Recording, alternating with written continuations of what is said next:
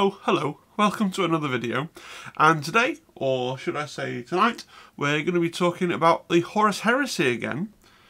So, for those of you that don't know what this is part 2 in the escalation campaign that my wife and I are playing of Warhammer 40,000, or should that be 30,000, the Horus Heresy, okay?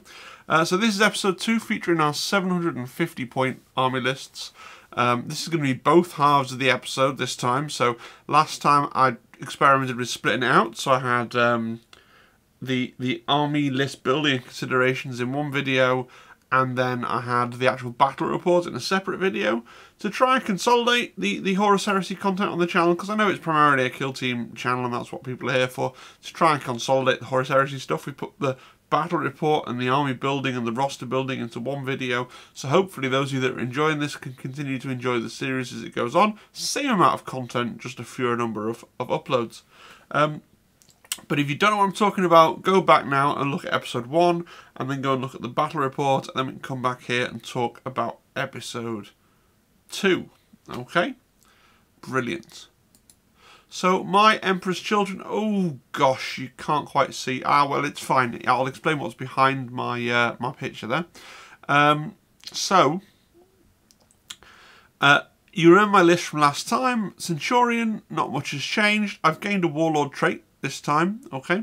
And I've decided to give my Centurion the Delegatus upgrade for 25 points. The Delegatus upgrade allows me essentially to take the Right of War Pride of the Legion.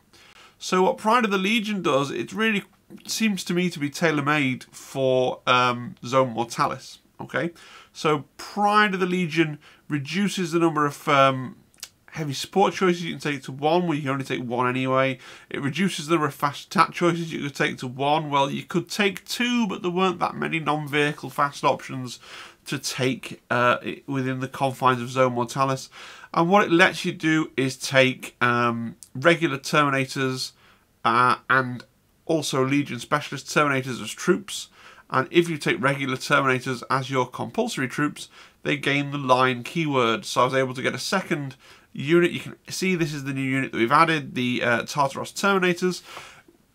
They've got the line keyword because they are being my compulsory troops option, and the Fraternity of the Unsullied Eagles still in the list, the Legion Assault Squad. They're just not being the compulsory troops, but they have line kits on their data sheets. Now we've got 2 line units, one of which is Terminators, because we paid for that upgrade on the Centurion. I did go over the top on my Terminators. I did give them all combi melters, really only because I had at some point in the past I bought the pack from Forge World where you get 5 combi plasmas, 5 combi melters and 5 combi flamers, and I'd used the combi plasmas on a different project for a different army years ago. Had the combi melters knocking around and I thought, why not, they look cool. So paid the 50 points to give them the 5 combi melters, and then the 4 of them have got upgraded to Power Fists, and the character has the Phoenix Power Spear, because I'm a big believer in putting power spears on all your characters so you can fight in challenges, and you get your +1 initiative from your spear, your +1 initiative in the first round of combat for being Emperor's Children, so you're getting that nice. You're generally going to be going first almost all the time. Even if you're punching up against a character, you know, like an Initiative 5 Centurion, you can be Initiative 6 with your spear and your +1 for your first turn of combat. So that's great fun doing that. And then just obscured by my video feed here, the Contemptor Dreadnought, the Venerable Silodovin was still in the list. Still in the list. So this was the unit I painted up, just these 5 Terminators. Mrs. Teoto Impulse, on the other hand, had, I think it's because she got beaten quite badly in our first game, and I suppose it's quite normal when you get beaten to have a serious rethink. So she's painted quite a lot. So let me just get the laser pointer. So the tactical squad has been added in. Now, she's had this tactical squad for years and years and years, since we first started doing Horus Heresy, first edition, years and years ago. It's funny that her painting, you know, they look just about the same as each other. The only way to really tell these are older is because these bases are a lot more grey and these modern bases look a bit more brighter and a bit darker. But if you ignore the bases, the painting on these is fabulous. To say it's about 6, 7 years ago that she painted these. You know, fabulous paintwork. My wife's far better at painting than I am, but there you go. I mean, this is freehand as well. This is freehand fire on the Dreadnought. Look at this. Freehand fire around there. That's brilliant. Freehand fire as well underneath. This is just the plastic Dreadnought from Age of Darkness. The one I was excited to build, but then my wife wanted it. And, you know, I'll push over. So, yeah. So, again, she's similar to me. She's given her Centurion the Delegatus upgrade, and she's gone for Rite of War, the Covenant of Fire. This is a Salamander's specific Rite of War. Really powerful Rite of War that the Salamanders have that lets their Pyroclasts as well as tactical support squads armed exclusively with Flamers to gain the line keyword. The Pyroclasts become troops and the tactical support squads were always troops, but if they're armed with Flamers they gain the line keyword. She couldn't fit the Pyroclasts in the list with him. And the Dreadnought and the other stuff that she wanted. So we've had to we dropped the Pyroclasts. I understand they're probably coming back for the next cycle, so she's got much less to paint next time round. She has to add in a Legion Centurion, so she's got a second HQ. So this is wrong. I should say 2 of 2. Second HQ champion with Hand Flamer. Champions, of course, come with a Paragon Blade. As standard as part of their cost, the 35 points to make them into a champion. Including the champion is a requirement of the Rite of War, which is why he's there, really. And then we've got a Breacher squad, okay, with 2 Flamers. That was in the list last time. We've added in a tactical squad just with a Vexilia for 10 points. And the Sergeant just has an ordinary chainsword. And we've got the Tactical Support Squad 85 with their Flamers that they come with as standard.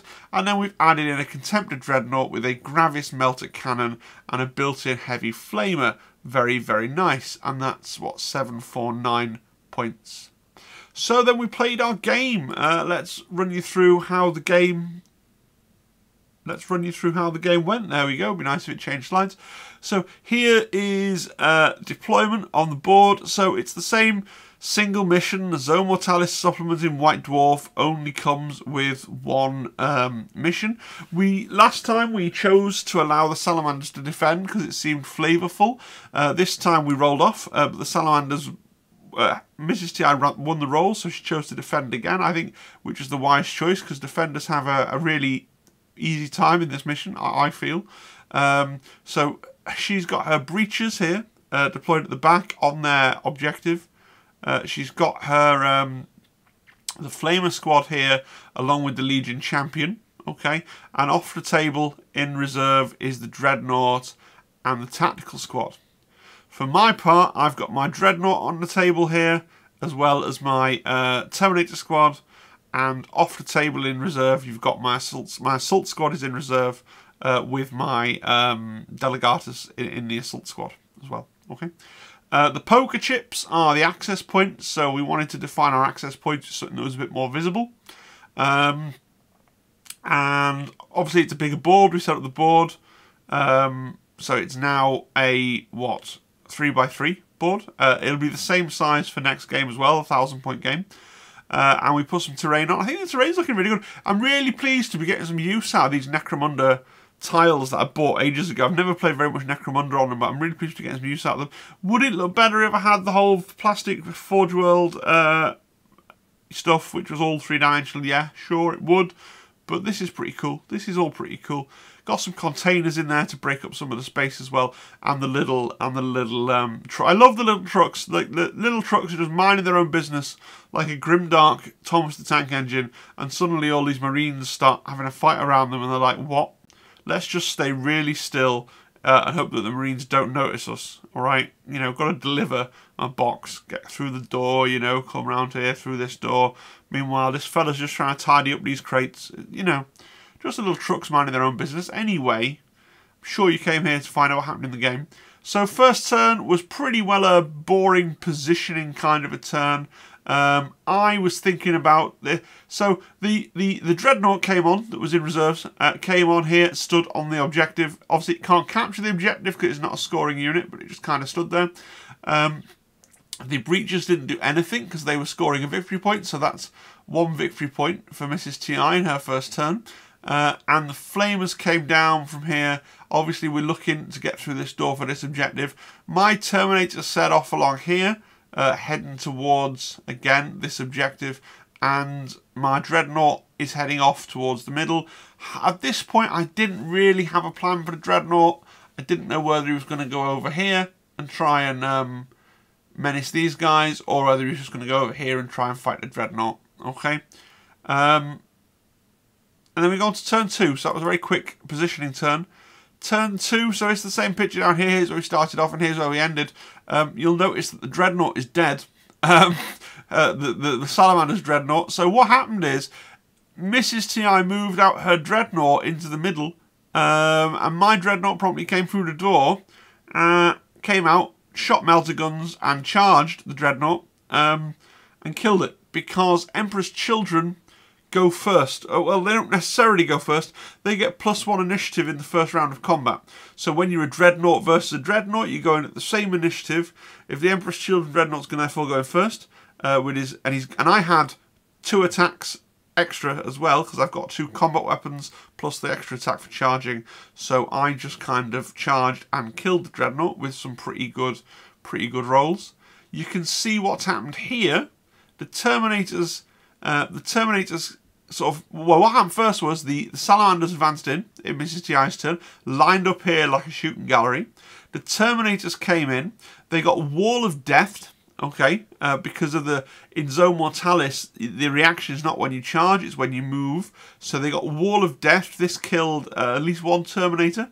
Then they charged in against the Terminators. I challenged with my Sergeant against the champion. Unfortunately, the champion defeated the Sergeant. The rest of the Terminators, though, the 3 Terminators that were left that hadn't been killed by the Wall of Death, the rest of the Terminators managed to kill. Now, hang on, no, they came in. I think they killed 1 with their melter guns before they charged, and then the rest of them then managed to kill the remaining three more of the flamers. So by the end of that combat there, you've got 1 flamer sat there, plus this Legion champion. It was a drawn combat, so they just kind of stood there. And my assault marines came on. So this is them having come on from reserve and moved in. Not really got anything to do yet. And then Mrs. T.I.'s tactical marines came on. Okay. So she's scored another victory point. So she's on 2 VP at this point. And I'm still on none, having not managed to get up the board and really secure any of the points. And then we're going to move into turn 3. So the top of turn 3, of course, she's scoring another 2 points because you've got the breaches on here and the tactical marines on here. So she's now on 4 VP, right? 1 in turn 1, 1 in turn 2, 2 in turn 3 for 4 VP. We got this combat here. Obviously, it goes over the 2 rounds, but eventually Mrs. T.I.'s Legion champion is victorious. You know, manages to kill the 3 remaining Terminators with that Paragon Blade. Really unhappy. The Assault Marines are forced to walk up to this door. They want to get up here. They want to get up here to try and kick these guys off this. But there's really... They could try and go all the way around that way. What they're going to do is walk up to the door, and then in turn 4, we'll see them fly over the gap and charge, right? So they walk up to the door, because only in a turn when you don't turn on your jump pack are you allowed to open the door. So that's them there on the edge of the precipice, waiting to fly over the pit. Okay. Meanwhile, the Dreadnought, this was really fun. The Dreadnought is going along this narrow bridge here over this chasm. He's triggering reaction fire from the tactical marines. He's getting shot in the enemy turn from the bolters here, weathering an absolute hail of bolters. You can see there he's knocked down to, I think he was knocked down to 4 wounds, and then he eventually got in with the breaches. Killed. Can't quite remember. Let's have a look. We can count it. We've got 1, 2, 3, 4, 5, 6, 7, 8 there. I think he killed 2 breaches over the course of the 2 fights in turn 3. But the breaches, of course, The first time round that they were set to defend anyway, they braced, so they're not going to run away. And the second time around, they passed their test at -1, so they stood firm. So we go into turn 4. So of course now in turn 4, claiming a point here, of course, right? So she's on 5 victory points here. I'm still on 0. The Dreadnought here is coming in, continuing to grind up. So you can see by here it's gone down. He's now won the combat. By the end of turn 4. These guys managed to flee though. They passed their initiative test, so they're now in the process of fleeing. Okay, if there'd been a turn 5, spoilers, there wasn't, they might have regrouped. The Assault Marines have got stuck in, and they've massacred a good half of this squad, including the Warlord, the enemy Warlord, but they didn't quite manage to finish them off. And then the Salamanders Champion's just kind of standing here, because he's not going to be able to do anything over the course of that one turn to make himself relevant. So at the end of the game, Mrs. TI was on 5 victory points for the objectives, which I didn't manage to kick her off. There could have been another turn if we'd rolled a 4. If we got a 4 up, we would have played a turn 5, but it wouldn't have made a difference, I don't think. So she ended up on 5 victory points. I was on 2 victory points because I killed more of her stuff. On the board, in terms of kills, I was dominating, okay, because I'd killed more of her stuff. If we'd had infinite turns, I would have tabled her, right? But the game ended when it did, so she won on victory points. I had the one for Slay the Warlord and the one for killing more units, so it was 2-5 easy victory for Mrs. TI. I do think the scenario favours the defender a fair bit. This game, unlike the first game, I didn't get the 50% chance I had to deploy in the opposite corner, which meant my reserves were coming on from this board edge. In the last game, I won. There's a dice roll in the scenario where you can actually then deploy in a different corner. So I deployed effectively in the neighbouring corner, so then my stuff could come on at a more relevant board edge. Is what it is, but I also think I made some real tactical problems. I held my Assault Marines in reserve. I probably shouldn't have done that. I thought, foolishly, by holding the Assault Marines in reserve, they can catch up because they can move 12 inches.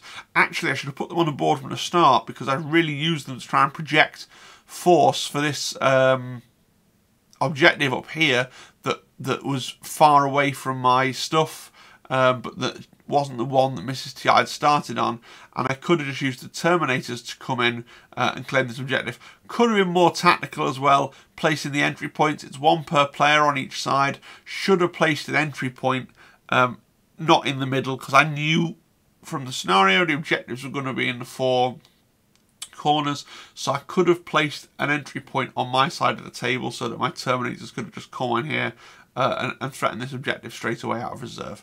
Should have done those things, didn't.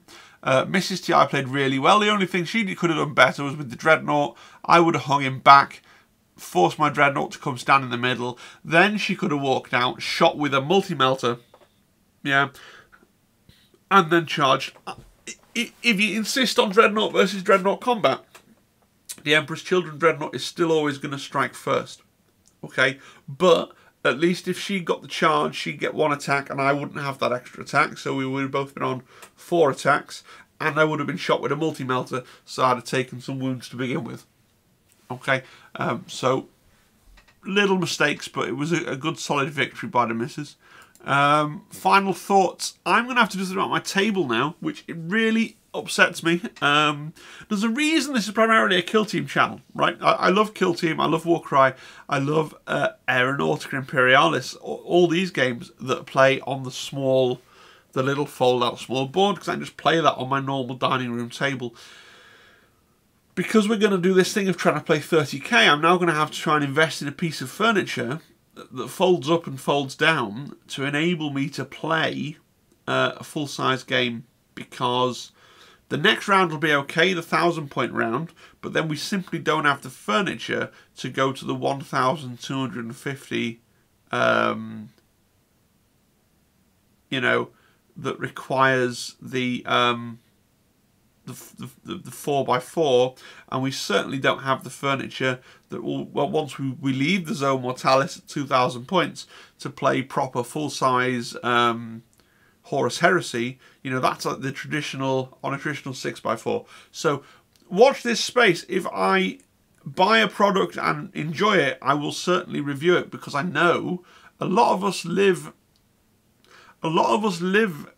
especially in the UK. I know in America you guys have got, land is cheaper, the country is bigger, you've got more, you know, so unless you live in New York City or something, generally you've got bigger rooms. I know in the UK we all tend to live in quite small houses, and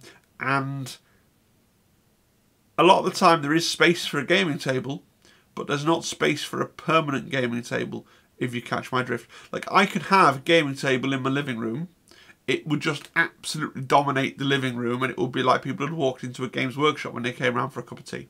So if I can get something that will fold out and sit out for the duration of the game, and then fold back away again, that's fine, okay? But something that sits there, being a 6x4 table, it's not so bad with 40k. They shrunk the size slightly. So if you have a full-size dining table, like a 6-seater dining table, then you can just start play 40k on that. I only have a 4-seater dining table, okay? So we can't even play 40k on the reduced size they did. Never mind the old school 30k to full-size table, okay? Promise that the next video is going to be about Kill Team.